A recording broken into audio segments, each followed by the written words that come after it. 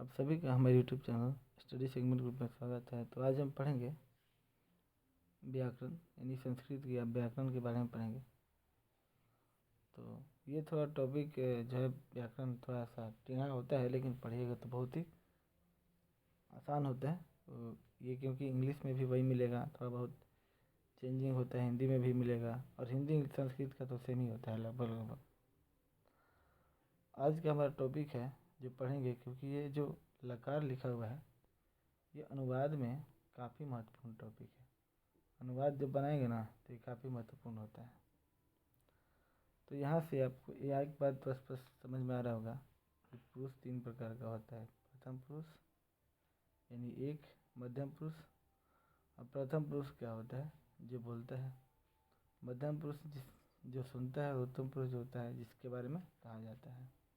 वचन यानी कि आप इंग्लिश में पढ़े होंगे कि सिंगुलर नंबर और प्लुरल नंबर, एक हो तो सिंगुलर, एक से अधिक हो तो प्लुरल। लेकिन यहाँ पे कह रहा है कि एक वचन, द्विवचन, बहुवचन। इसका मतलब एक होगा तो एक वचन, सिंगल रहेगा तो एक वचन, दो रहेगा तो द्विवचन, और दो से जब अधिक कहेगा 3, 4, 5 तो हो गया बहुवचन। तो इसमें याद करेंगे वर्तमान काल, अभी काल हो गया। जब अनुवाद बनाएंगे ना कि वह जाता है, वह रहता है, वह खाता है, तो ये बनेगा यहाँ से। तो सबसे पहले हम इसके बेसिक जानेंगे, उसके बाद अनुवाद पढ़ेंगे। तो ये जानेंगे, ये एक वचन में ती तह अंत, इसको पढ़ेंगे कैसे। मेन यही होता है कि जब तक आप किसी सब्जेक्ट को, कोई भी चाहे सब्जेक्ट हो, इंग्लिश हो या संस्कृत हो, उसमें आपको एक दो चीज़ पहले सीखना पड़ेगा। पहला तो आपको पढ़ना कैसे है ये सीखना पड़ेगा, और दूसरा उसको आप लिखेंगे कैसे।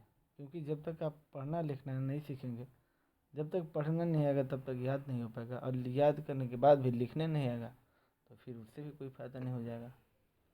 तो सबसे पहले आपका काम है कि पहले संस्कृत को नॉर्मली बेसिक से पढ़ना चालू कीजिए, रीडिंग देना चालू कीजिए, इसके बाद लिखना चालू कीजिए। ये काम हो गया ना तो बहुत आसानी से पढ़ सकते हैं। देखिए, प्रथम पुरुष का एक वचन में ती, उसके बाद द्विवचन में त, और बहुवचन में अंति। इसके बाद मध्यम पुरुष का एक वचन में सी, द्विवचन में थ, इसको बोलते हैं, इसको जो बोलेंगे वो थ बोलेंगे, विसर्ग लगा हुआ है थ, इसको थ बोलेंगे। ये हो गया आमी आव आम। यानी इसको आप पढ़ सकते हैं ती तह अंति सी थ थ आमी आव आम। ये हो गया वर्तमान काल। और दूसरा है लोट टका, जिसको आप कहते हैं अनुज्ञा। तो इसमें क्या होता है, तू ताम अन, अंतु आम, ताम में ये देखें, ध्यान देखिए, इस जो है हलंत लगा हुआ है, ये जो है हलंत लगा हुआ है, इसका मतलब आधा होता है।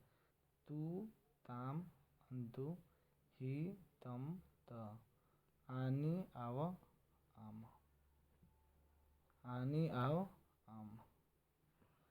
तो यहाँ से सबसे पहले पढ़ने आना चाहिए। फिर से सुनिएगा, बिल्कुल आराम से ध्यान से सुनिएगा, तभी समझ में आएगा।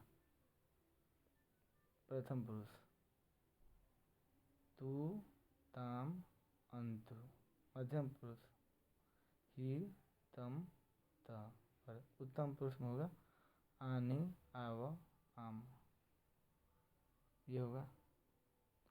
तो इसका हम धीरे धीरे पढ़ेंगे, क्योंकि ये थोड़ा आपको नया नया लग रहा होगा। आप बेसिक अगर आप जानते हैं तो अच्छी बात है, नहीं जानते हो तो भी हम यहाँ बेसिक लेवल से पढ़ेंगे, और बिल्कुल आराम आराम से पढ़ेंगे।